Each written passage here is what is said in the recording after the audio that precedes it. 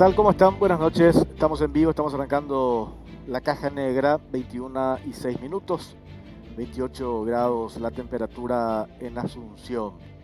Tres temas para compartir esta noche. Arranco por atrás. Vamos a hablar con el diputado Carlos Rejala. Tiene una denuncia, entre paréntesis, uno de los diputados que firmó el pedido de interpelación al actual presidente de la SAP, el ingeniero Natalicio Chase, y tiene una denuncia puntual que él va a compartir y va a lanzar esta noche aquí en la caja negra.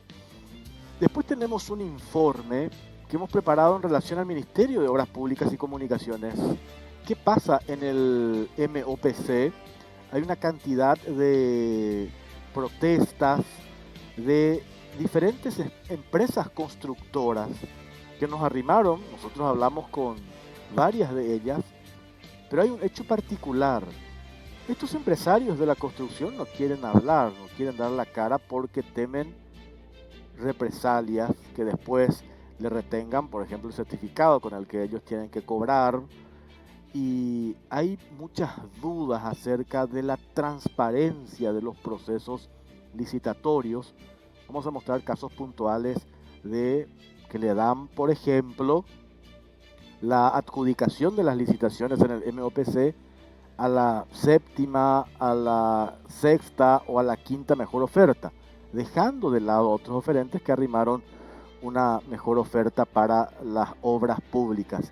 Y después lo otro que es una realidad, porque habíamos hablado el otro día en Radio 1 con el presidente de Cavialpa, esta deuda de 140 millones de dólares que tiene el MOPC con las empresas constructoras, y esto está generando una preocupación en el sector porque hacen referencia a que ya no pueden aguantar algunas de ellas y podría esto tener un impacto social.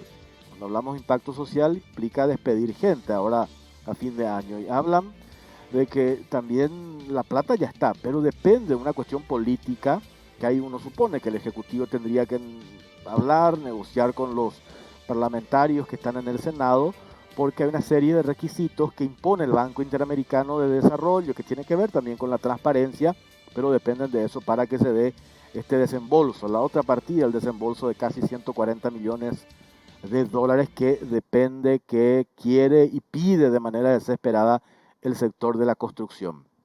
Y vamos a mostrar este informe a continuación.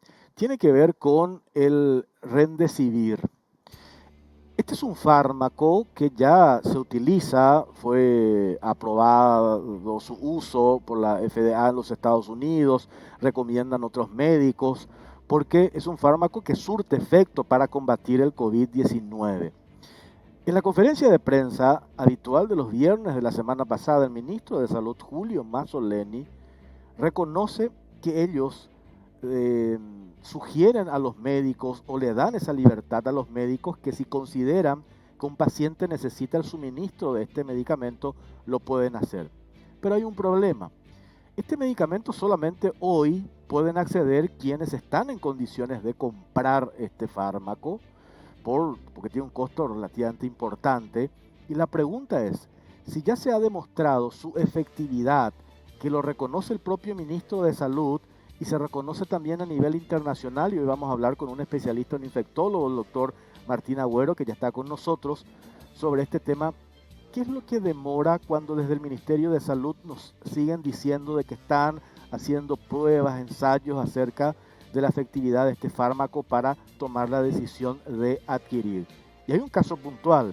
Vamos a hablar con un familiar que de Brian Arce, que tuvo un familiar con COVID internado en el hospital de clínicas. El médico que lo atendió al familiar de Brian decidió darle el fármaco, el Remdesivir, 6 ampollas. Sin embargo, ellos no tenían la posibilidad de adquirir y se vieron obligados a realizar rifas, polladas para obtener recursos y poder comprar este fármaco. Y aquí se plantea una especie de discriminación. Es decir, si el propio Ministerio de Salud reconoce la efectividad de este fármaco, quiere decir que solamente quienes pueden comprar pueden utilizar ese medicamento. ¿Y qué pasa con las personas que no lo pueden hacer? ¿Por qué el Ministerio de Salud no adquiere este medicamento? Vamos a hablar sobre este tema después de este informe con el doctor Martín Agüero. A ver.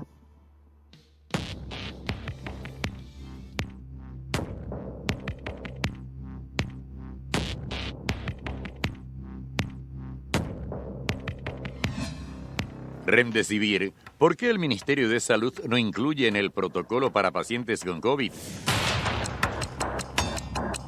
La utilidad del medicamento Remdesivir para el tratamiento de pacientes con COVID-19 se enfoca en la reducción de los síntomas y por consiguiente el tiempo de internación. Esta droga no está disponible en el sistema público y solo es aplicado a quienes pueden comprarlo. El medicamento antiviral es producido por una farmacéutica de Estados Unidos que ha mostrado buenos resultados contra la COVID-19. Al propio presidente de Estados Unidos, Donald Trump, le suministraron el medicamento como parte del cóctel que recibió para superar la enfermedad. El Remdesivir es una droga que mostró efectividad en cierto grupo de pacientes con cierto grado de descenso de concentración de oxígeno. El tratamiento aplicado en pacientes con coronavirus reduce la estancia hospitalaria de 15 a 10 días y eso está demostrado. Pese a contar con la evidencia de que el antiviral reduce el tiempo de internación de los pacientes con diagnóstico de COVID-19, el Ministerio de Salud no lo incluye en el listado de medicamentos proveídos a través del protocolo. La droga es prescripta en el sistema público y es aplicado a pacientes que tienen la posibilidad de comprarlo, ya que no es proveído por el Ministerio de Salud porque no forma parte del listado básico de medicamentos ni del protocolo aplicado a pacientes con COVID-19. La droga, que es vendida en ampollas, tiene un costo unitario de 1.800.000 guaraníes y para un tratamiento se requiere más de una por paciente, lo que obliga a los familiares de internados a organizar polladas y rifas para lograr reunir la cifra millonaria y cubrir los gastos. Un tratamiento de 5 días con este fármaco puede llegar a costar 10 millones de guaraníes. En la práctica, el medicamento es aplicado solo a quienes pueden costearlo. ¿Por qué el Ministerio de Salud no incluye el fármaco en el protocolo de pacientes con COVID-19? El ministro de Salud, Julio Mazzoleni, afirmó que queda a criterio del médico tratante el prescribir o no el fármaco. Afirmó que aún no se justifica su compra por parte del Estado. ¿Por qué no se oficializa el tratamiento para el COVID-19 con Remdesivir cuando autoridades nacionales e internacionales fueron tratadas con esta droga?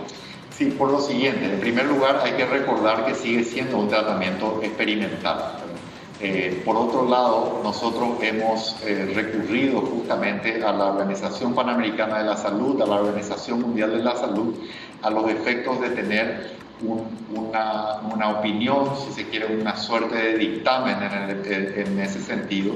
Y la opinión es que la calidad de la evidencia todavía es una calidad leve, no es mala, pero es relativamente baja. Guerra comercial.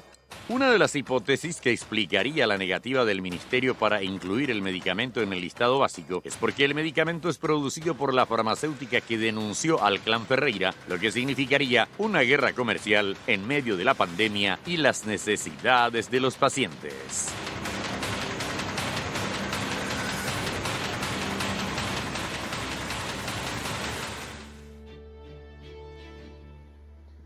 Doctor Martín Agüero, especialista en infectología, ¿cómo le va? Buenas noches. ¿Qué tal, Jorge? ¿Cómo estamos? Buenas noches. Bueno, varias cosas sobre este tema. El otro día hablamos en la radio y es importante su apreciación sobre esto. Tratamiento experimental, dice el ministro de Salud, en relación al Remdesivir. ¿Eso es así? Bueno, hay que entender que las drogas en cuanto al COVID tienen niveles de evidencia y van surgiendo esos niveles de evidencia a medida que avanza la pandemia.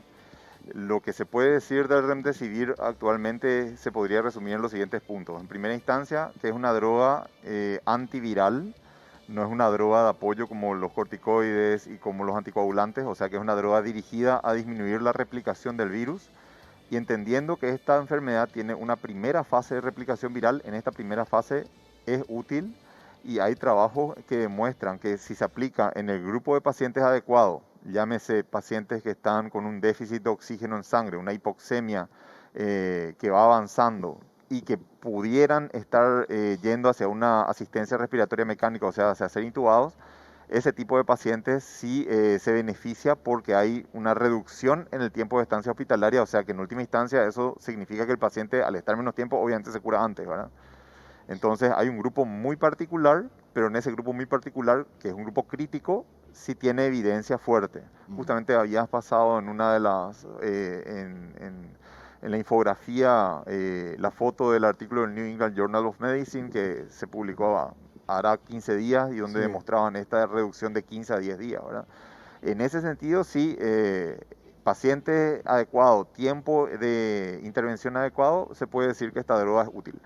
Pero imagínate, doctor, esto que usted dice, esa reducción del tiempo hospitalario ya es un avance importantísimo, ¿verdad? Sobre todo el sector público, digo, ¿verdad? Y también el sector privado, ¿verdad? De hecho, eso significa menos gastos, menos costos para el paciente. Y en el sector público la misma historia, es liberar una cama para que entre otro paciente. Sí, máxima atendiendo, es algo que tomaría un poco en cuenta, porque nosotros tenemos ahora una situación crítica por el coronavirus, pero tenemos otras particularidades. Al ser un país subtropical y casi tropical, en poco tiempo podemos tener otras circunstancias que saturen el sistema, como el dengue.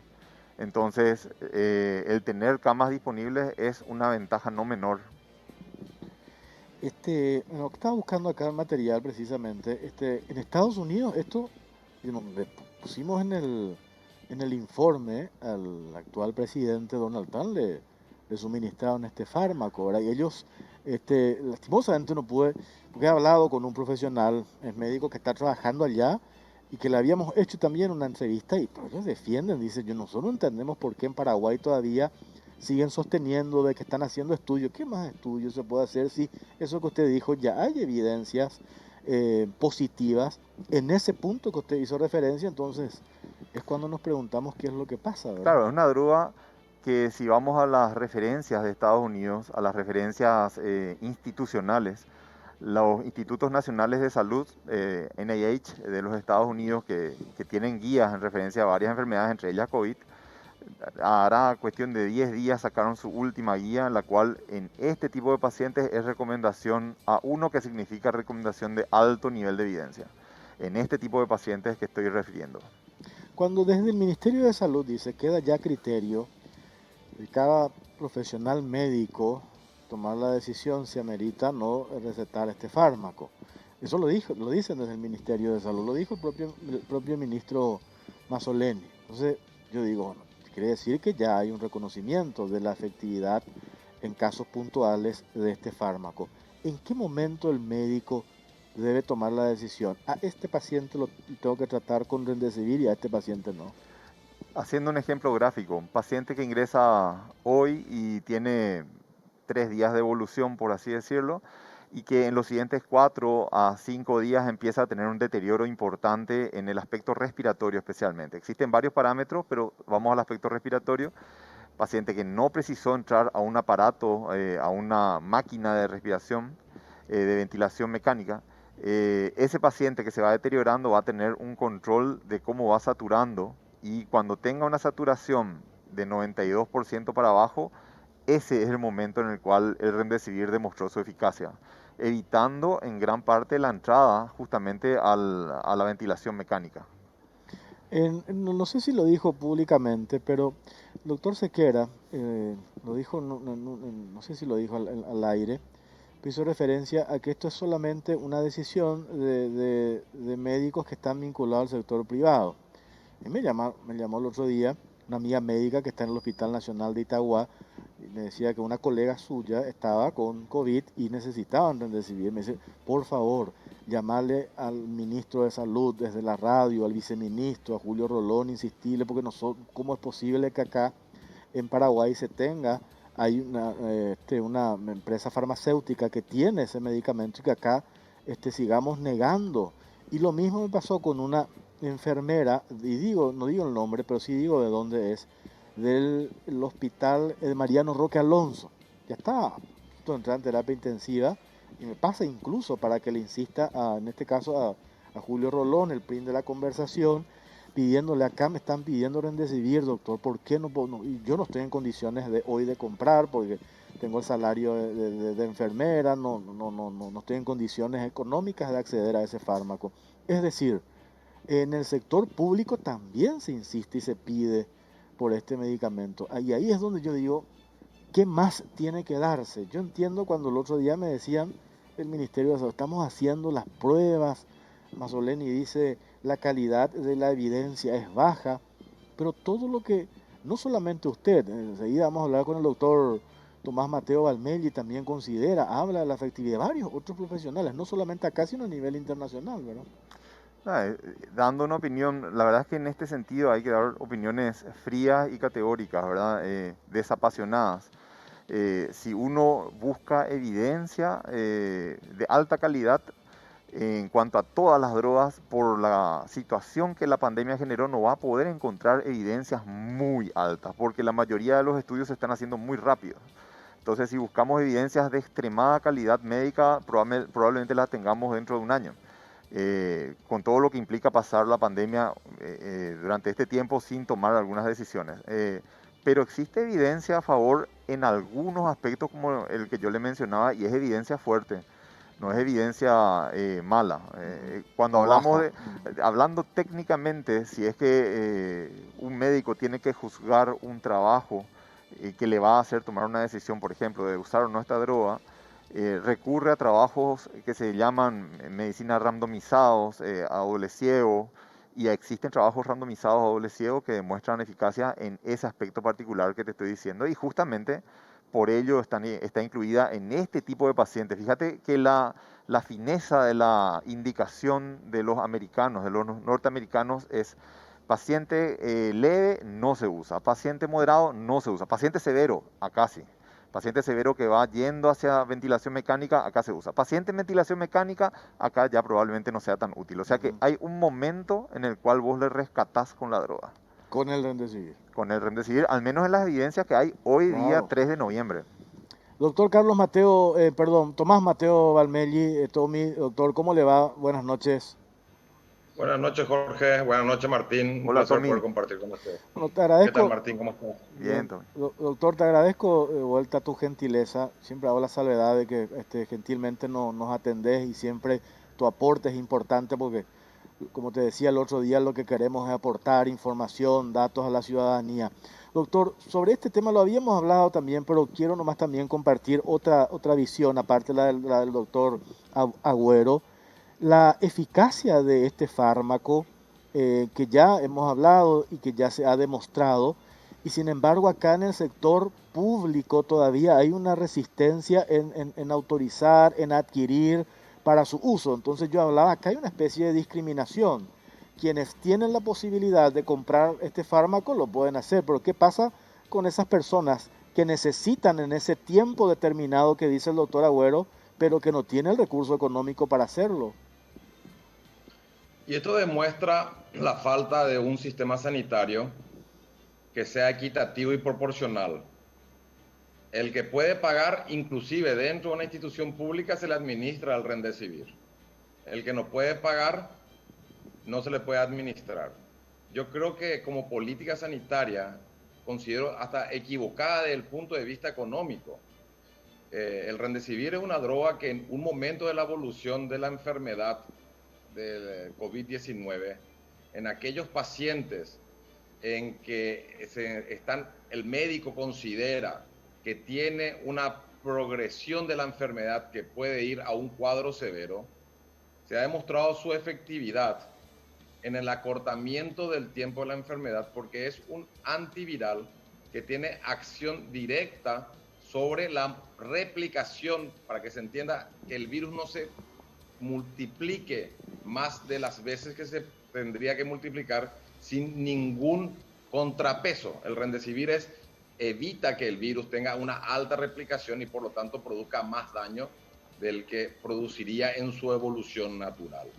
Con esto, acortando nosotros en un 30% la estancia hospitalaria y acortando nosotros la posibilidad que un paciente ingrese a una terapia intensiva, donde el costo diario en promedio es de 15 millones de guaraníes, y estos pacientes habitualmente permanecen en terapia entre 2 a 3 semanas en promedio, algunos muchos más. Nosotros con un tratamiento de 8 o 10 millones de guaraníes, que es lo que cuesta el Remdesivir, estamos cubriendo la mitad de un día de terapia intensiva y poniendo como prioridad la salud y la vida. Es decir, estamos evitando que el paciente se agrave y estamos ahorrando dinero desde el punto de vista económico, costo-beneficio. Si nosotros hacemos un balance costo-beneficio, el Remdesivir hoy es un beneficio para la salud y para el costo de la atención sanitaria. Claro, también, y esto quiero compartir esta entrevista, esta charla con el doctor Agüero, médicos que están en el sector público, a los médicos se les suministró este fármaco. Yo conozco casos, y ahí es lo que dice el doctor Tomás Mateo. O sea, también en el sector público, pero quien puede comprar, le van a dar este fármaco. Pero yo insisto en esta cuestión cuando hablamos de que la salud tiene que llegar a todos por igual. Y ahí está el caso de este familiar, que enseguida vamos a ver si podemos hablar del hospital de clínicas. El hombre se tuvo que ver obligado a hacer una pollada, a hacer rifas para poder comprar 6 ampollas para poder suministrarle a su madre. Entonces digo, esa discriminación es lo que yo no entiendo por qué se da, doctor. Yo lo pondría así. Si un familiar nuestro, en este instante del conocimiento del manejo del coronavirus en el mundo, si hoy un familiar nuestro, mío, mi madre, llega a estar en terapia, yo sin ninguna duda le pondría. Podría ocurrir que cambien los conceptos con el paso de los meses, pero es el concepto que existe hoy día. Esta droga podría evitar que entre a un tobogán de complicaciones, porque si el paciente entra a ser intubado y desarrolla lo que sería la tormenta de citoquinas, la segunda fase, entramos ya en una parte muy complicada de la enfermedad, en donde esta droga no va a tener ya mucho efecto y la mayor parte de las otras van a ser drogas casi de soporte y uno tiene que apostar al sistema inmunológico del cuerpo nada más para salir de esa instancia.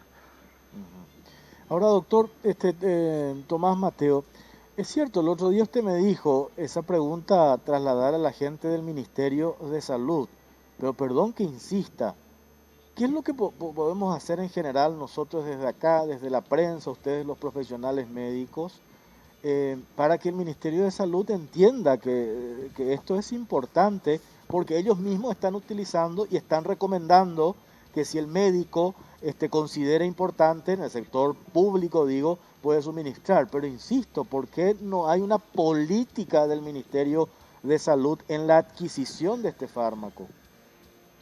Jorge, yo creo que todo se resume en una cuestión económica. Nosotros, por las compras infructuosas que se hicieron en los primeros meses de la pandemia, no solamente hemos perdido a lo mejor ese 10% de adelanto que se le dio a estas empresas que lograron la licitación en forma fraudulenta, que luego se recuperó a través del seguro. Nosotros hemos perdido un tiempo en que la cuarentena se prolongó innecesariamente por faltas de insumos médicos y de equipo de protección para los médicos y para los trabajadores de la salud. Eso le costó diariamente al país 41 millones de dólares diarios. Es decir, ellos rechazan los insumos por no ceñirse a las especificaciones técnicas, sabiendo desde un principio que no era así, prolongan una cuarentena absoluta con un toque de queda total en las actividades económicas del país, donde nosotros perdemos muchísimo más. Podríamos estar nadando en Remdesivir ahora si nosotros hubiésemos aprovechado el tiempo y no haber prolongado la cuarentena para fortalecer el sistema sanitario, que no fue fortalecido, sino fue, se acoplaron, se hicieron ciertos refuerzos en ciertos hospitales específicos para dar respuesta. Y hoy en día ellos están, creo que nuevamente se están equivocando en evaluar una terapéutica que en un momento, en un paciente en particular, en un estadio de la enfermedad en particular, puede acortar la estancia intrahospitalaria, que eso es un costo-beneficio a favor del sector sanitario, y puede evitar que un paciente inclusive llegue a tener un estado de fatalidad. Entonces, de todo punto de vista, esto tienen que tomar muy en serio las autoridades sanitarias. No es posible que algunos paraguayos reciban el Remdesivir y que otros paraguayos no reciban el Remdesivir. O recibimos todos o no recibimos ninguno.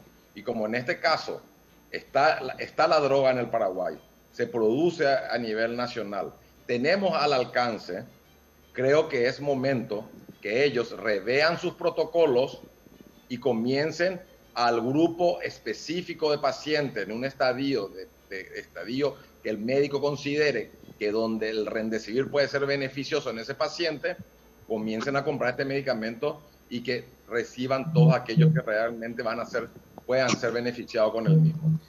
Acá me dice también un médico que está viendo el programa, me dice, en todo caso se debería comprar y generar un protocolo de cómo usar, no lo que pasa hoy, que no compran por no tener un protocolo de cómo usar y la gente sin poder adquisitivo y que necesita debe ir necesariamente a las polladas. Bueno, si se refiere al protocolo de cómo usar, eso está estandarizado, ¿verdad? O sea, la demostración de cómo sirve, cuándo se inicia, cuál es la dosis, esa demostración nos viene de estudios muy grandes de afuera, entonces, que no se están realizando aquí y no se van a realizar. Entonces, realmente la evidencia de cómo usar está establecida. Está establecida. Doctor Tommy, el doctor Agüero, un momentito, está Brian Arce, que tiene a la mamá, que ahora en instantes la tiene que buscar del hospital de clínicas. Brian, ¿cómo te va? Buenas noches. ¿Qué tal? ¿Qué tal? ¿Cómo estás? Bueno, Brian, contanos tu experiencia. Tu mamá está en el hospital de clínicas, el médico le recomendó que se aplique ampollas del Remdesivir, pero ustedes se vieron imposibilitados en comprar y tuviste que recurrir a rifas apoyadas. ¿Es así, Brian? Sí, sí, sí. De hecho, eh, a pesar de todas las actividades que de repente uno, lo primero que se le ocurre es hacer polladas o hamburgueseadas, yo me puse en campaña también Justo se le cortó. Vamos a ver si podemos retomar con él, porque él nos dijo que está en movimiento porque se está yendo a buscarle a la madre. Y evidentemente esto surtió efecto, ¿verdad? La madre ya está, afortunadamente, ya está recuperada. Quería nomás poner, a ver, Brian, ¿estás? Sí, sí, ahora la señal te va un poquito nomás. Sí, sí. ¿Qué me estabas diciendo? Nada, que a pesar de todas las actividades que pudimos lograr hacer, ¿verdad? Que también yo me puse en campaña en ofrecer mi trabajo con vales por adelantado para llegar al monto de lo que uno necesita, ¿verdad? Para lograr comprar lo que es esta droga, ¿verdad? Pudiste comprar la droga y le suministraron a tu mamá y creo que ahora la estás buscando a tu madre para sacarla del Sí, hospital. exactamente. Después de casi un mes que estuvo internada, ahora ya le dieron de alta por suerte. Pero sí, fue toda una lucha. Y aparte de este remedio, obviamente no sé, hay muchísimos más gastos detrás, ¿verdad?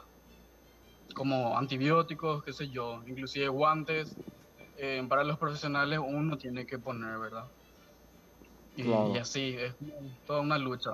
¿Qué dijiste cuando el médico que le trataba a tu madre recomendó esta droga y vos, supongo yo que fuiste, preguntaste el valor, el precio, eso no provee el Ministerio de Salud? Y hay que aclarar también, quienes te conocemos, que vos tenés la profesión, sos peluquero y tuviste que dar vales a la gente para poder recaudar. Claro, claro. ¿Cómo te sentiste en ese momento, Brian? De hecho, primero lo que optamos porque la gente de clínicas, todo lo que es administración, servicio social, nos derivaron primero al ministerio porque nos dijeron de que ellos proveían, que no sé qué historia, que podíamos probar la cuestión de, solo que iba a ser mucho papeleo, ¿verdad? De igual forma probamos, pero eso no se logró, no se pudo. eh, Muchas cosas, muchas cuestiones de por medio, ¿verdad? Pero dentro de toda la burocracia, ¿verdad? Pero bueno, así. Lo mejor y lo bueno de todo esto que ya estás contando es que tu madre ya está recuperada, Brian. Claro, claro. Es lo realmente confortador, ¿verdad? Después de toda una lucha, porque es muy fuerte igual que vos estés ahí luchando por tu mamá y demás, pero igual vos le ves a las otras personas que están luchando por sus familiares, pero no tienen la misma suerte, digamos, ¿verdad? Pero sí es muy difícil, es muy duro ver todas las vidas, cómo la vida tiende un hilo ahí en el hospital, ¿verdad?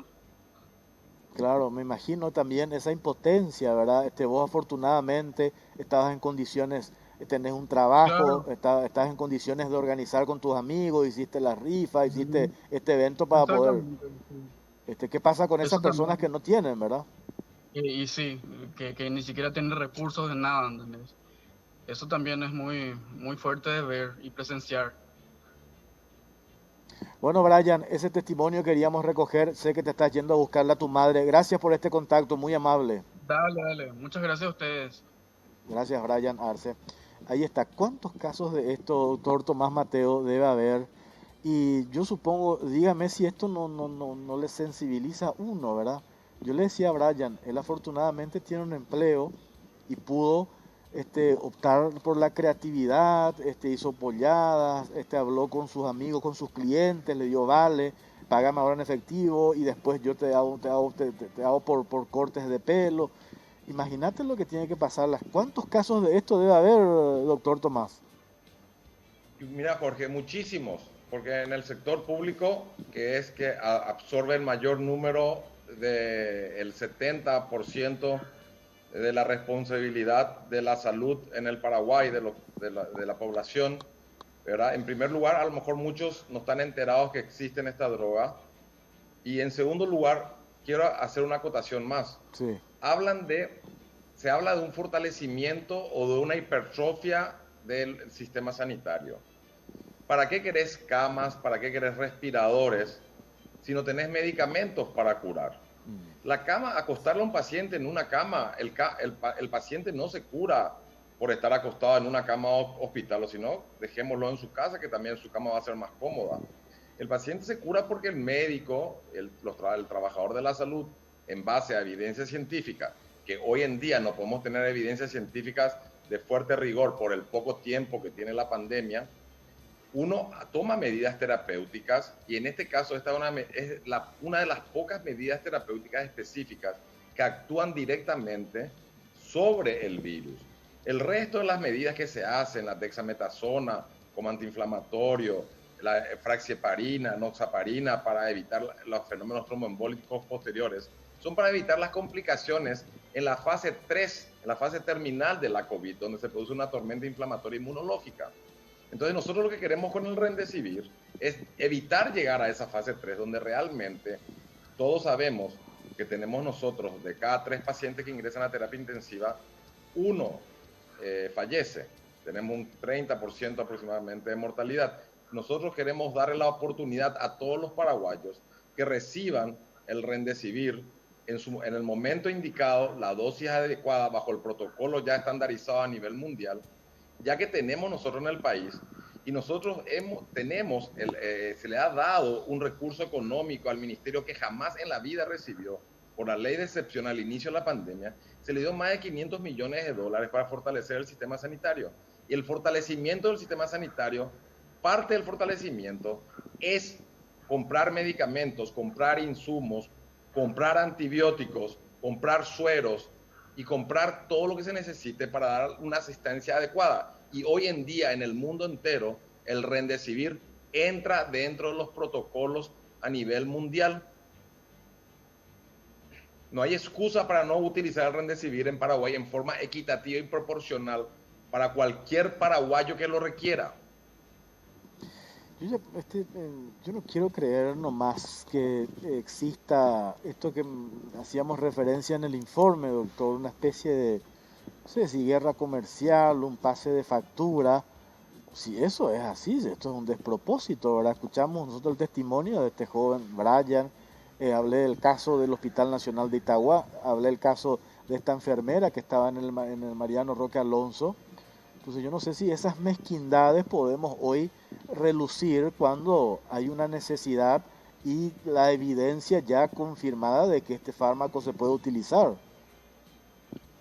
Y yo no creo eso, desde el punto de vista humano, no considero eso una posibilidad. No lo conozco mucho al doctor Julio Mazzoleni, pero creo que es una persona de integridad moral y un médico a cabalidad.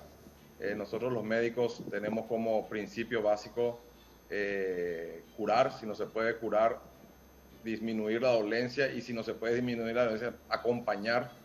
Yo creo que acá finalmente, si se tiene que tomar una represalia comercial, se tendría que tomar contra el mismo ministerio, porque fue el ministerio el que rechaza los insumos de las empresas Imedis y Eurotex el 28 de abril del presente año, cuando el avión había llegado el 18 de abril del presente año. Tuvieron 10 días para revisar si esos insumos se ceñían por las especificaciones técnicas, y fueron ellos los que rechazaron, y fueron ellos los que reclamaron el seguro y recuperaron la prima. Es decir, no creo que haya ningún tipo, es una represalia contra ellos mismos, si ellos fueron los que rechazaron, ¿verdad?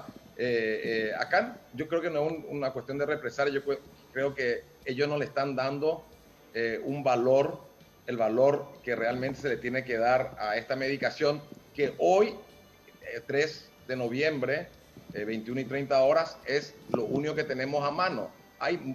En el caso de Estados Unidos, están probando, haciendo ensayos clínicos con el Regeneron, y aparentemente tiene buenos resultados. Lo utilizó el presidente actual hasta hoy día de los Estados Unidos, Donald Trump, dentro de su cóctel, ¿verdad? Aparte de usar famotidina, usó Remdesivir y usó el Regeneron, ¿verdad? Que es una combinación de anticuerpos monoclonales. Y el resultado estuvo a la vista. A las 48 horas estaba dando saltos por la Casa Blanca, ¿verdad?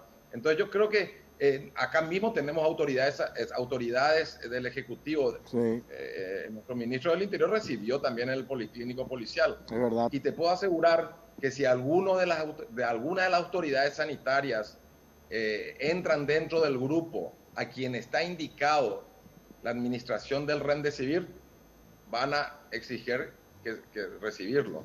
Sí, señor.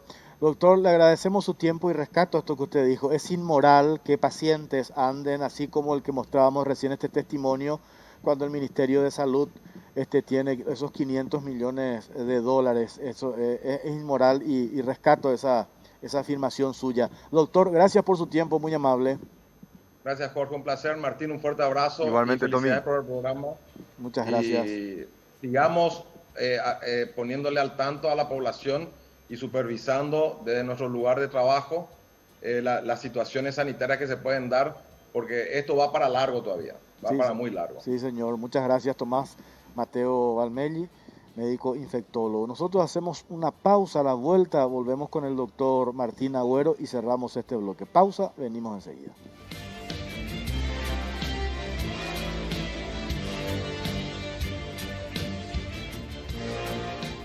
Bueno, seguimos en la caja negra. Es importante esto, porque recibo varios mensajes, doctor. Por un lado me dicen que por fin estamos hablando de un tema y contar un poco más detalles de esto. Y sé que ya lo dijiste, pero ¿en qué momento se tiene que usar? Eso ya está también demostrado, ¿verdad? ¿En qué momento? Hay un momento determinado en un paciente con COVID cuando se recomienda y se sugiere que utilice este fármaco, no en cualquiera de las etapas, ¿verdad? Sí, y ahí hay dos puntos. Lo primero que decía Jorge, hay un momento determinado donde va a tener utilidad en cuanto a ese paciente en particular. Y también hay un momento determinado en el cual demostró utilidad en los estudios realmente randomizados, los estudios de alta calidad. Existen estudios, hay un estudio muy grande, el Solidarity, ¿verdad? Que es un estudio de la OMS que salió hace poquitito, que justamente dice que no hay mayores efectos en cuanto a la reducción de mortalidad, pero hay que tener en cuenta, al menos en lo que nos está mostrando la OMS en los papeles previos, que no fue un estudio contra placebo y a doble ciego, y todavía no fue revisado por pares, que son esas tres cosas que mencioné, son cuestiones técnicas en cuanto a la evaluación de la potencia de la evidencia. Entonces no todo lo que se lee de repente en internet es algo que hay que comerlo y digerirlo crudo, hay que metabolizarlo, ¿verdad? No todo lo que se lee. Entonces estamos en un periodo donde coincido totalmente con Tommy, ¿verdad? Hoy día, 3 de noviembre, sí es útil. El hecho positivo, digamos, ¿verdad? Para no tirarle todo el fardo, ¿verdad? Al Ministerio de Salud, es que ya hay un reconocimiento y hay un avance, digamos, después de lo que escuchamos recién el audio de lo que dijo el ministro de Salud. Entonces yo supongo que él está asesorado, hay un equipo de gente que lo está asesorando Y acá hay evidencias, ¿verdad?, ya demostradas, corroboradas acerca de la efectividad de esto. Es una cuestión de decisión política, que lo digan también al presidente de la República. No queremos ver más ciudadanos paraguayos como el caso de Brian, que estaba en el hospital público, el médico le recomienda el suministro de este fármaco y él se tuvo que recurrir a las rifas y a las polladas para poder comprar este medicamento. Y sobre todo lo otro que yo le decía al doctor Tomás Mateo, es inmoral que pacientes, que ciudadanos paraguayos estén deambulando, organizando este tipo de actividades, rifas, polladas para comprar medicamentos cuando se le dio al Ministerio de Salud un presupuesto importante de los 1.600 millones de dólares. Entonces, no quiero tirar todo lo negativo al Ministerio de Salud. Quiero decir de que hay un avance importante después del anuncio que hizo Mazzoleni, y eso por lo menos es esperanzador de que la decisión acerca del estudio que están haciendo ellos para sugerir o tomar la decisión política de adquirir para el sector público este medicamento, yo creo que estamos avanzando. Y yo ahí quiero poner un pedacito más en el rompecabezas sobre lo que decía Tommy Mateo. Tommy me decía, no lo conozco personalmente a Julio, pero me impresiona que es una muy buena persona. Yo a Julio Mazzoleni lo conozco desde la época de facultad, porque era 2 años mayor. Y realmente si es que hay algo que me impregnó a mí y a muchas generaciones de médicos, porque era dirigente gremial, era ese sentido de honestidad, pero a rajatabla de Julio Mazzoleni, ¿verdad? Entonces, yo creo sinceramente que en este punto en particular es cuestión de que el ministerio haga una reingeniería de los datos técnicos que se están manejando, porque creo que para esta droga en particular podría haber un beneficio muy fuerte en un grupo importante de paraguayos. Y el impacto que se puede tener, ¿verdad? La reducción del tiempo de hospital nomás ya es una ayuda importantísima, ¿verdad? Reducir en un 30% Sí. te libera camas y, como decía Tommy, a la larga te abarata costos. Claro. Doctor, gracias por su tiempo, muy amable. Gracias, Jorge. Nosotros hacemos una pausa. A la vuelta vamos a hablar del tema. Tenemos un informe cortito, 6 minutos, porque nos lanzamos una serie de interrogantes en relación a lo que pasa en el Ministerio de Obras Públicas y Comunicaciones, y después ya vamos a tener un contacto vía Zoom con el diputado Carlos Rejala. Tiene una denuncia puntual que va a compartir con nosotros y tiene que ver con la actual administración del ingeniero Natalicio Chase en ESAP, en la Guatera Estatal. Pausa, venimos enseguida.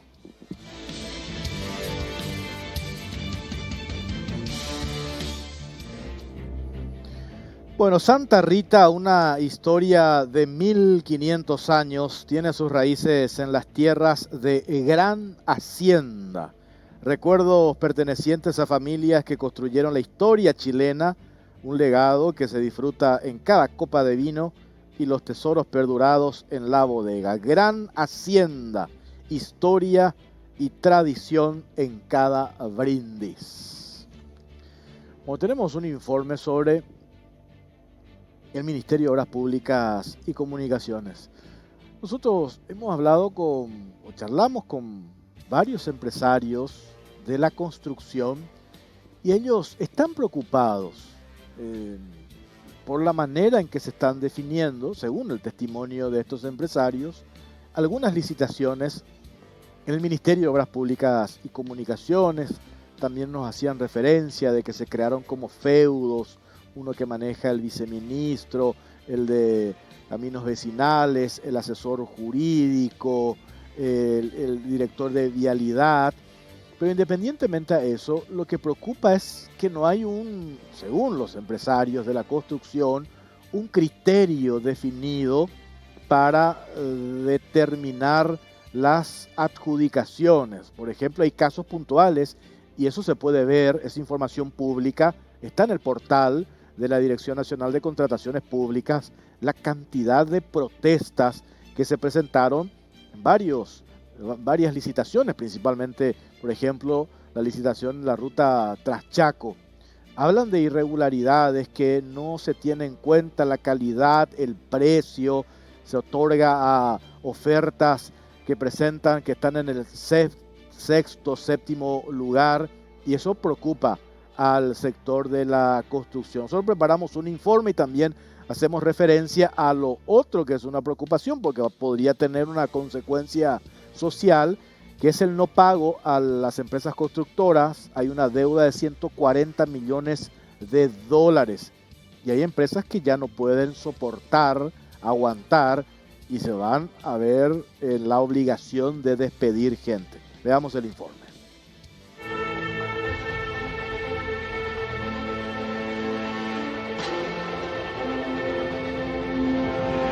¿Qué pasa en el MOPC?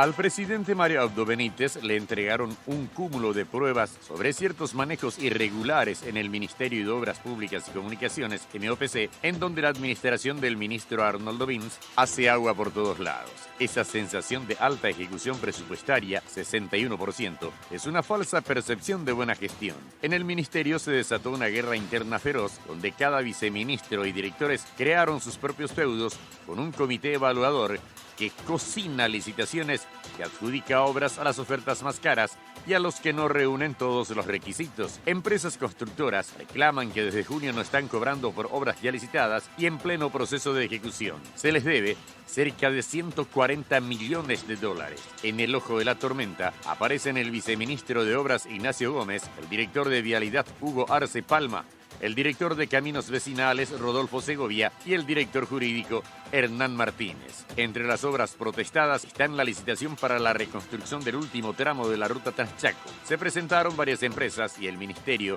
adjudicó la obra por un valor de 269 millones de dólares, pero lo escandaloso del hecho es que se favoreció a empresas que tuvieron las ofertas más altas. La empresa EDEVE de Enrique Díaz Benza realizó una extensa denuncia y señaló punto por punto las irregularidades que se dieron en el trabajo de adjudicación y por las cuales piden que se investigue el hecho y se suspenda la ejecución de la obra. La Dirección Nacional de Contrataciones Públicas, en base a esta protesta, abrió una investigación el pasado 8 de octubre y encontró a simple vista que las ofertas de las empresas eran casi iguales, pero por una razón que todavía no se explicó desde el MOPC, decidieron aceptar los pliegos de las ofertas más elevadas y de esta forma se pagaron 11.300.000 dólares más. Desde el Ministerio de Obras Públicas nos explican los criterios que se tuvieron en cuenta para desechar las ofertas más bajas y de esa manera ahorrar más de 11 millones de dólares. Tampoco quieren explicar el por qué se les hizo ganar a las ofertas más altas si el trabajo era el mismo, pero todo apuntaría a que las licitaciones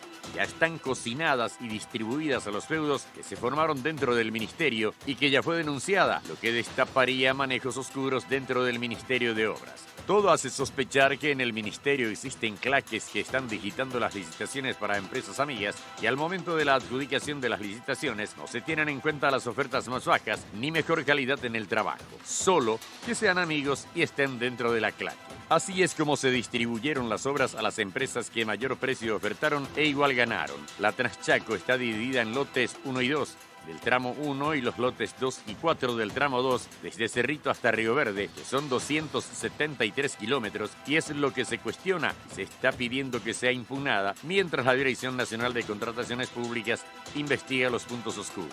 Los que ganaron las licitaciones son la constructora Heiseke, que ganó la licitación para hacer la ruta desde el kilómetro 50 hasta el 112 del tramo 1 por un valor de 356.534 millones, fue la quinta oferta más alta. El lote 3, que va desde el kilómetro 173 al 250, ganó el consorcio Avanza Chaco por un monto de 565.011 millones de guaraníes, que fue la séptima oferta y la más cara. El último lote, el 4, que va desde el kilómetro 250 al 326, fue ganado por la empresa Talavera Ortellado Construcciones por 535.646 millones de guaraníes y fue la quinta mejor oferta. Al adjudicar a estas empresas y desechar las ofertas más bajas, el Ministerio de Obras Públicas pagó 11.300.000 dólares de más, pero lo más extraño y a la vez sospechoso es que todas las empresas que participaron del concurso ofertaron prácticamente el mismo trabajo y sin embargo se optó por las ofertas más caras, hecho que hasta ahora no fue explicado y es objeto de una investigación. Esta sería solo la punta del iceberg de un esquema corrupto que estaría operando dentro del MOPC desde hace ya un tiempo y que ahora fue descubierto y denunciado. Aparte de esta obra, también está protestada la licitación para la pavimentación asfáltica de accesos a puertos del corredor de exportación de la región oriental, que lleva a los puertos granaderos ubicados a orillas del río Paraná y beneficiará a las comunidades de Encarnación, Mayor Otaño, Carlos Antonio López, Ñacundaí y Camburetá, en trayectos que todavía no tienen asfalto. Se denunciaron irregularidades a la hora de las adjudicaciones y por eso está siendo investigada. Las otras, divididas en lotes, fueron adjudicadas en lote 1 tramo Camburetá hasta Campichuelo a la empresa Construcciones Civiles Sociedad Anónima por 54.563.774.536 guaraníes para un total de 19,57 kilómetros. El lote 2, que va de camino de la ribera de Río Paraná, Puerto Mayor Otaño hasta Puerto de las Fronteras, pasando al tramo 2 de Mayor Otaño hasta Carlos Antonio López, quedó para la firma MM Sociedad Anónima por un valor de 77.673 millones de guaraníes. El lote 3, que comprende desde camino de la ribera del río Paraná, Puerto Torocuá, fue adjudicado al consorcio Eco SRL López Comercial Sociedad Anónima por un monto de 29.808.876.164 guaraníes. Sin embargo, acá también se encontraron graves irregularidades que fueron denunciadas y están siendo analizadas bajo la lupa de contrataciones públicas.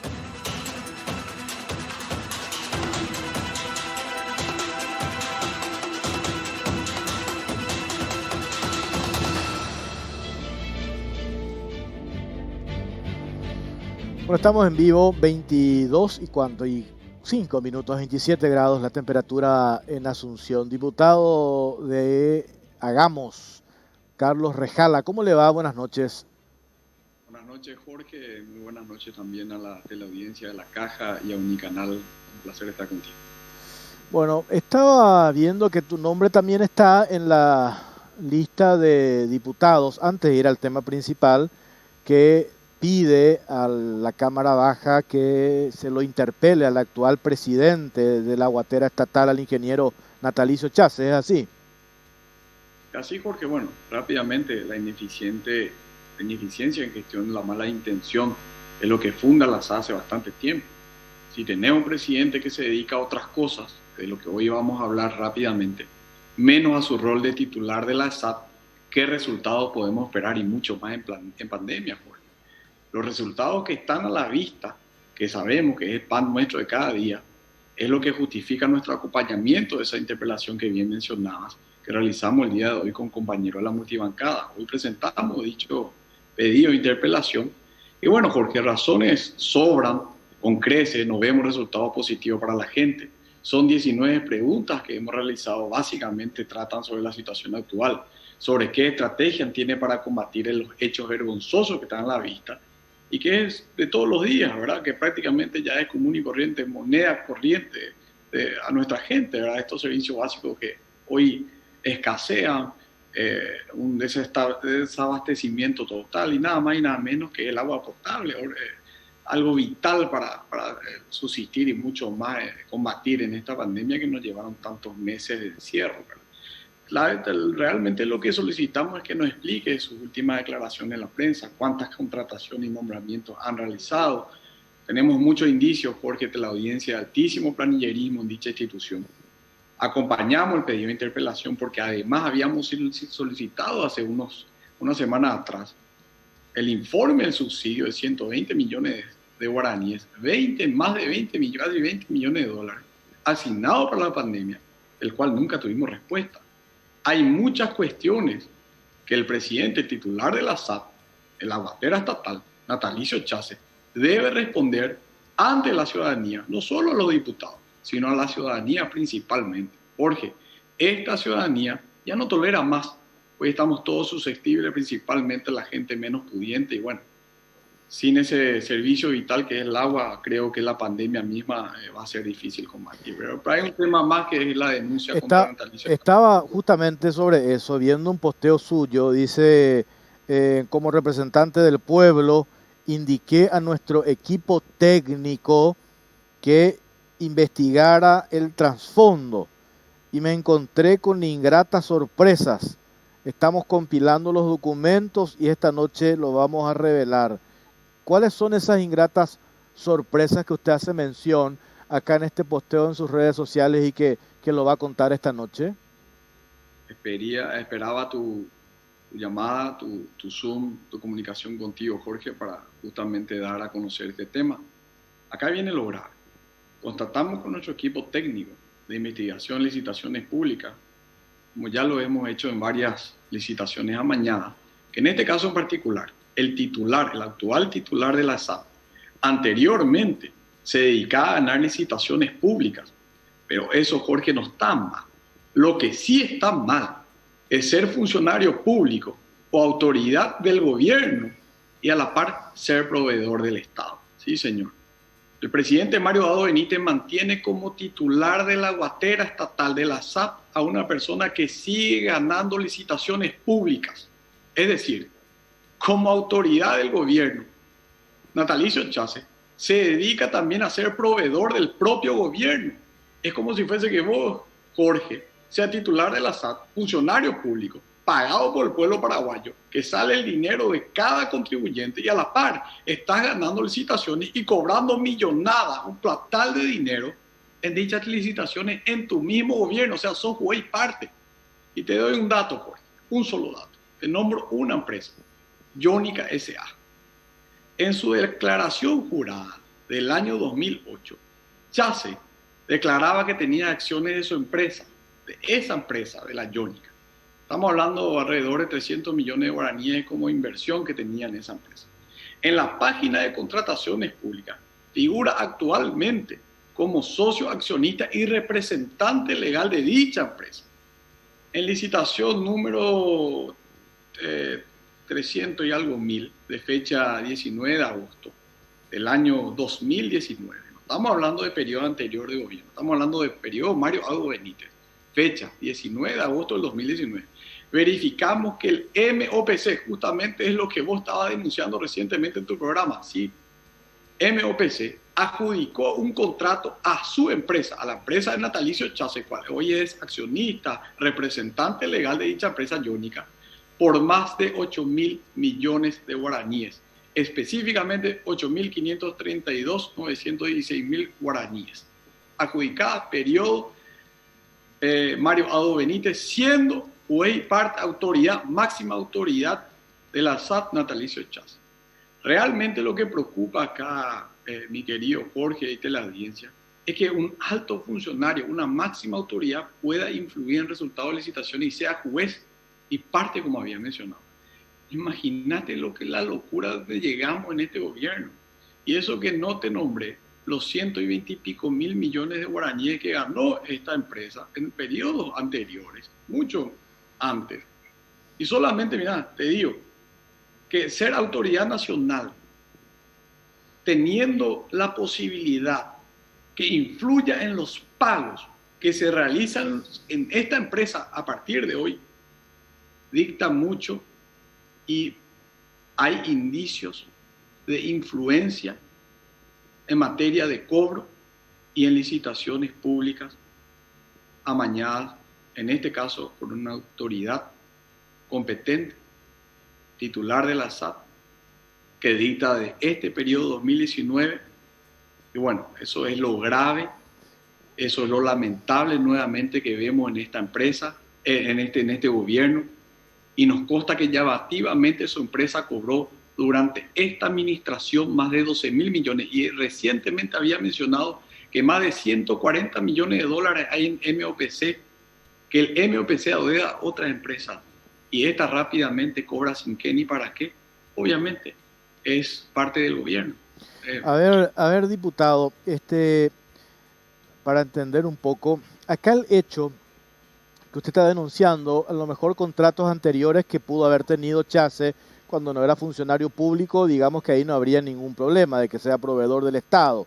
Lo grave en este caso sería que él siga figurando como accionista o representante de esta empresa. ¿Cómo dijo que se llama la empresa de Chase? Jónica S.A. ¿Y a qué rubro es? ¿A qué se dedica esa empresa? ¿Construcción? de todo un poco. En este caso también temas de aguateras y demás. Y el contrato que obtuvo esta empresa, según la denuncia que usted hace de Natalicio Chase con el MOPC, es de un valor de 8.000 millones de guaraníes. Asimismo, de data del año 2019, gobierno Mario Vado Benítez, siendo el titular de la SAP.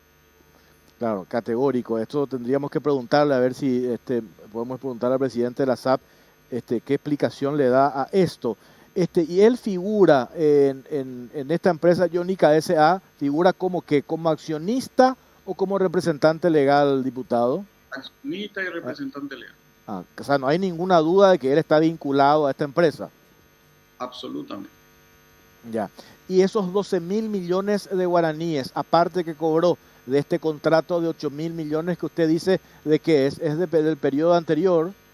Periodo anterior, llamativamente, Jorge. Cobra en este periodo. Exactamente. Exactamente. O sea, y más allá del impedimento legal que pueda existir o no, en que él sea o no, esto podría llegarse a considerarse tráfico de influencia, Jorge. Claro. Y habría que ver cuál es la figura en realidad acá, porque si bien la aguatera estatal es una SA, la principal accionista de esta empresa sigue siendo el Estado. Y ahí hay una incompatibilidad. Él en su condición de funcionario público, hago esa salvedad de que independientemente de que sea de la SAP, que es una sociedad anónima, no podría también al mismo tiempo su empresa proveer al Estado. Y en este caso también el ministerio, que de alguna u otra manera está dentro del ejido de la supervisión de la SAP. Un contrato de 8.000 millones de guaraníes que yo supongo después va a contar detalles qué es lo que la empresa de Natalicio Chase, que usted dice, Jónica S.A., suministró al Ministerio de Obras Públicas y Comunicaciones. Así mismo, Jorge. Y hoy, lastimosamente, no hay una regla general clara que impida que la máxima autoridad de una institución pueda eventualmente ser accionista de una empresa, ¿verdad? Pero sí, en ese vacío legal, lo que está mal, está mal. Si te dedicas a ganar licitaciones públicas, yo no sé para qué cuerno está dentro de la función pública como un titular de un ente tan importante como la SAP, en este caso que todos los días vemos que tiene problemas, ¿verdad? Que no hay agua en las casas de la gente. Dedícate nomás enteramente a ganar las licitaciones públicas y no te metas en el rol, función de gestor, porque lo que verdaderamente vemos es que la falta de gestión de este presidente de la SAT es notoria, ¿verdad? Por eso justamente hoy tenemos el desabastecimiento y además 120 millones de dólares. 20 millones de dólares que le dimos en pandemia. ¿Qué hizo con la plata? ¿Dónde está la justificación de ese dinero? Fuera de esta denuncia que estamos realizando con colegas con relación a este cobro, a estas licitaciones que sigue fungiendo como autoridad, como juez y parte. Claro, ahí es categórico, ¿verdad? Puede darse eso que usted dice para que él cobre esos 12.000 millones de guaraníes, si bien es cierto de la administración anterior, puede darse una especie de tráfico de influencia, convengamos, pero también él en su condición de presidente de la SAP, no, una cuestión hasta ética, no corresponde que su empresa gane contrato con el Estado. Y ahí viene la duda. ¿Quieres que te dé un poco más? Sí. Me dice que los vehículos de Jónica son los que estacionan dentro de la estatal de la SAP y sus funcionarios están prácticamente todos los días en la SAP. Los vehículos de la Jónica. Esto es gravísimo, porque acá está lo otro. Estamos hablando de una institución que hoy tiene una serie de problemas y lo está sufriendo la ciudadanía. Ya eso tendrá su explicación, falta de inversión o lo que fuere, pero lo que se pide de un funcionario público es que esté concentrado al 100% a esa institución que encima tiene una avalancha de problemas y no distraído en su empresa particular. Así mismo, es decir, mira, y no es un buen mensaje a la ciudadanía en este momento tan susceptible que estamos, tan sensibles, que dedique tu tiempo a proveer al Estado, a ganar licitaciones del Estado, a cobrar licitaciones antiguas, licitaciones raras, que ahora justamente sea parte del gobierno y estés cobrando todo lo que ya te deudaron. Y encima enfocarte a proveer un servicio, ser titular y proveer a todos los paraguayos de agua. ¿Verdad? O sea, el responsable directo acá, cómplice una vez más, nada más y nada menos, porque lastimosamente todo decide Mario Vado de su gavilla delincuente. Si no le instituye inmediatamente a Chase, va a pasar lo mismo que pasó con Zamudio, Va a pasar lo mismo que pasó con Melgarejo, va a pasar lo mismo que pasó con las compras COVID, de una vez más apañarle, que no te quepa la duda, o que no te quede alguna duda de que mañana salga el presidente Mario Abdo y le defienda a esta persona, y al día siguiente nosotros presentemos mediante Ministerio Público alguna denuncia, si así hubiera el caso, y que después se queda otra vez esta persona, el presidente de la República, sin palabras, ¿verdad? O sea, Mario Abdo acá tiene que destituir a Chase, o si no, nos comprueba su complicidad una vez más en este aberrante caso.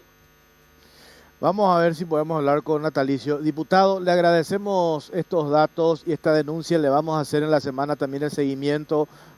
Supongo yo que usted tiene toda la documentación de esto que acaba de denunciar acá, todo lo que corrobora esto que usted está diciendo.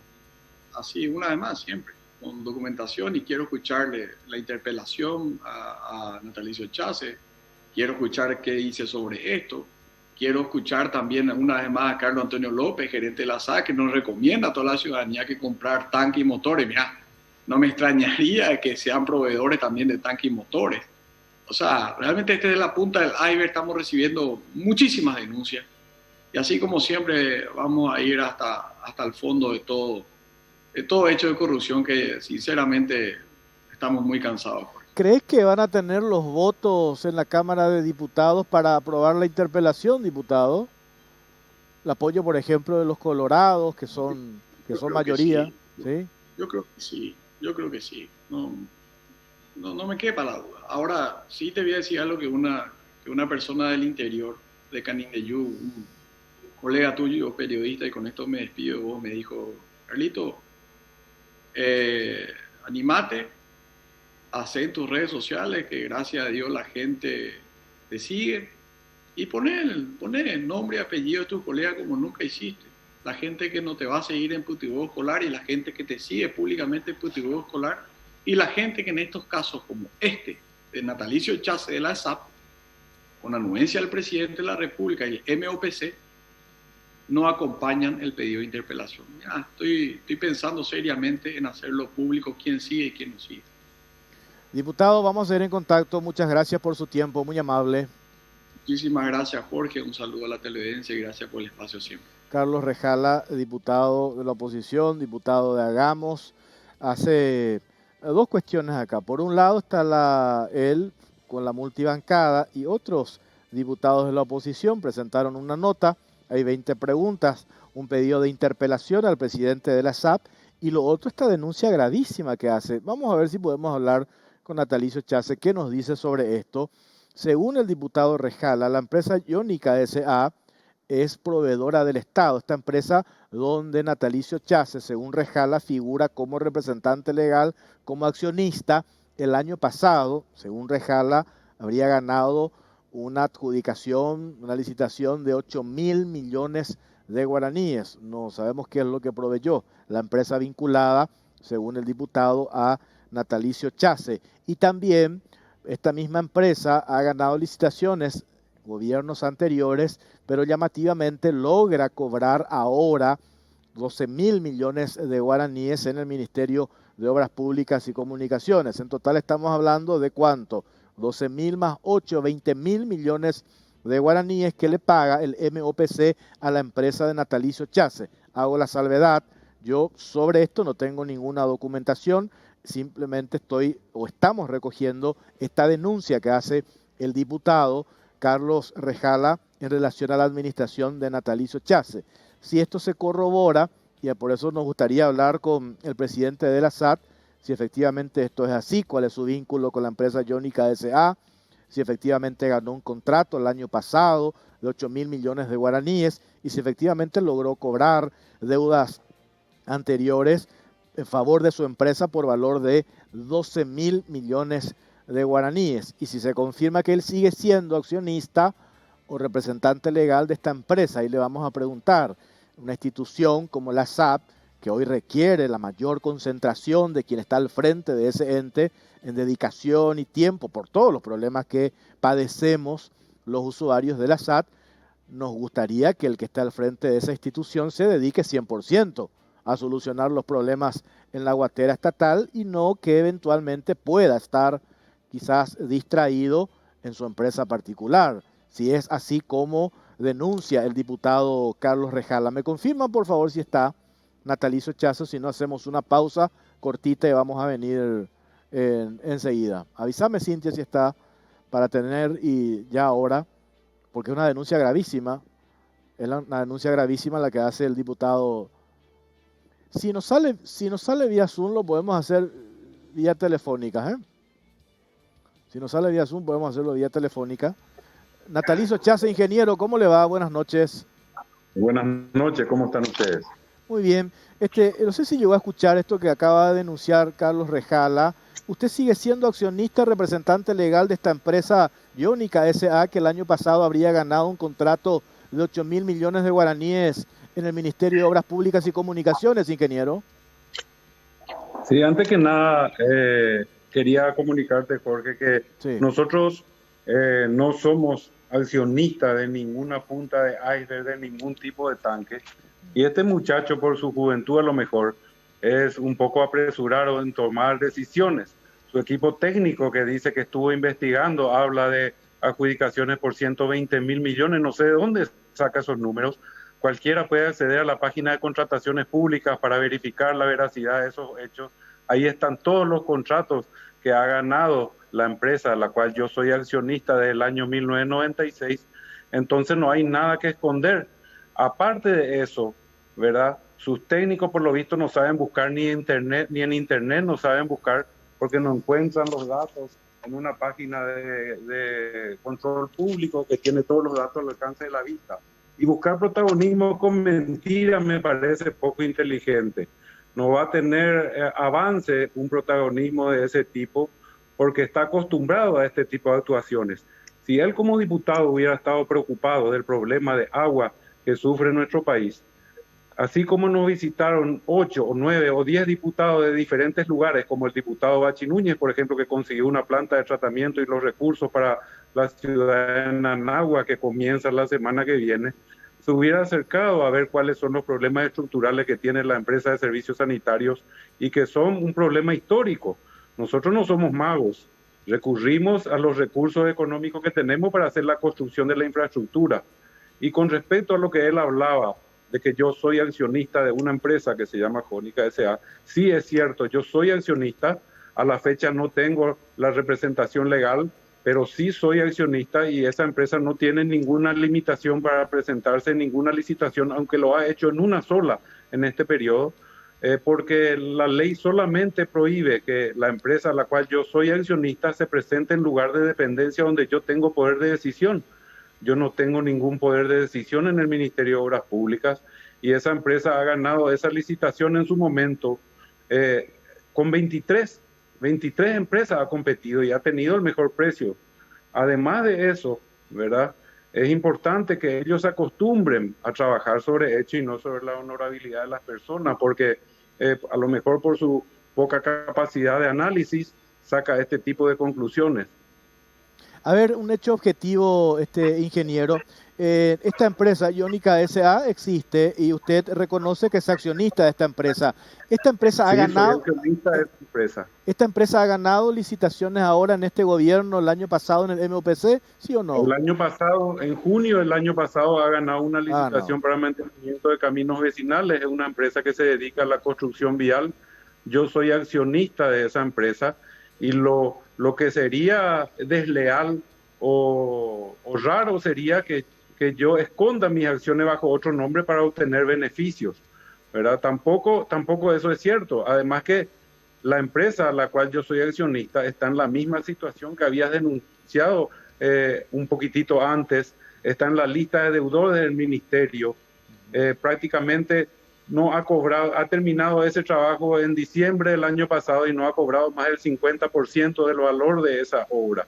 Pero eso no es, o sea, yo quiero que él hable con claridad y diga qué es el delito en que una empresa en donde yo estoy siendo accionista tenga un contrato con el Estado y que eso represente una falta a la ley. Eso no es cierto. Yo creo que el protagonismo con mentira, el protagonismo con con populismo no le va a llevar a ningún lado, pero es su método por lo visto. Está todos los días en las redes opinando, pero nunca como diputado, jamás en estos 2 años se ha acercado a la ESA para conocer ni siquiera cómo al abrir la canilla sale el agua. No ha acercado para ver cuál es el problema de infraestructura que tiene la ESA para buscar presupuesto. No se ha acercado para ver por qué hay falta de suministro en algunas zonas del Gran Asunción, si es porque no se han hecho las inversiones en los últimos 30 años. No conoce, porque no analiza su equipo de técnicos, que se están construyendo 10 plantas en el Gran Asunción para tratar de paliar el consumo de este verano, y que hoy se ha recibido la oferta económica para la construcción de una planta de tratamiento para 110.000 nuevos usuarios. Nada de eso, por lo visto, él está al tanto, ¿verdad? A ver, ingeniero, también aprovechando su gentileza de atendernos, y esta pregunta se la hago con todo respeto. Usted, al reconocer que sigue siendo accionista de esta empresa que es proveedora del Ministerio de Obras Públicas y Comunicaciones, ¿qué tiempo le dedica a la empresa donde es accionista? Porque acá viene la pregunta, está al frente de una institución que tiene un montón de problemas que todos lo sabemos porque padecemos de esos problemas, y sé porque lo conozco de que trabaja permanentemente en esta empresa, vemos los informes de prensa, etcétera, etcétera. Pero ¿qué tiempo le dedica usted a su empresa privada, ingeniero? Y prácticamente 1 hora al año, que es cuando se realiza la asamblea, porque yo no estoy en la administración, no estoy en la ejecución, tiene un representante legal designado por escribanía que hace las gestiones de la empresa, y la empresa se dedica a hacer su trabajo como lo ha hecho desde 1996. Y es mentira que ha tenido 120.000 millones en contrato. Jamás la empresa ha pasado de 7.000 millones de facturación anual. No sé de dónde saca esos números. O sea, se nota que hay una intención torcida, una intención de tener una participación mediática un poco más de lo real, ¿verdad? Porque por lo menos si los datos eran reales, se puede atender, ¿verdad? Yo hacía la salvedad, y esto quiero dejar en claro, que yo no tengo ninguna documentación sobre esto que dice el diputado, pero sí tomamos esta denuncia. Yo respeto mucho tu programa porque es uno de los pocos programas de investigación que existen en el Paraguay. Y en la página de contrataciones públicas que tiene acceso cualquier paraguayo, sin ningún tipo de clave, se puede entrar y ver cuál es la actividad de la empresa de los últimos 10 años, desde que hay registro de contrataciones públicas, los cuales ustedes le pueden hacer la consulta y hacen la instalación en la vivienda. Se han instalado esos tanques en 12.000 viviendas, y como periodismo de investigación te pido que hagan ustedes la visita a esas casas para ver cuál fue el resultado de ese programa, que ha sido extremadamente exitoso. Recibimos felicitaciones en todos los casos de esas viviendas, que por falta de presión, por ejemplo, porque no es falta de agua en toda la zona. Nosotros no vamos a instalar un tanque en un lugar donde nos llega agua. Por último, ingeniero, porque ya se me va el programa, aparte de ese contrato de los 8.000 millones, esos 12.000 millones de guaraníes de deuda de cuando usted todavía no era presidente de la SAP, ¿llegó a cobrar en esta administración su empresa? O sea, no. Los cobros que corresponden a los certificados de obra se han presentado durante todo el tiempo de existencia de la empresa en fecha, y esos cobros se dan por la prestación del servicio, que es el derecho legal de la empresa que presta el servicio. No hay ningún cobro que nadie haya podido manipular, no existe un punto en donde se le pueda reclamar algún trabajo que ha cobrado, que no ha realizado esa empresa. Y yo no tengo ninguna intención de esconder que soy accionista tampoco. Ingeniero, vamos a seguir hablando sobre este tema. Le agradezco su tiempo. Muchas gracias. Buenas noches. Gracias a ustedes, Jorge. Hasta luego. Hablábamos con el ingeniero Natalicio Chassi. Ya no tenemos más tiempo. Nos reencontramos, si Dios quiere, el próximo martes. Gracias por acompañarnos. Buenas noches.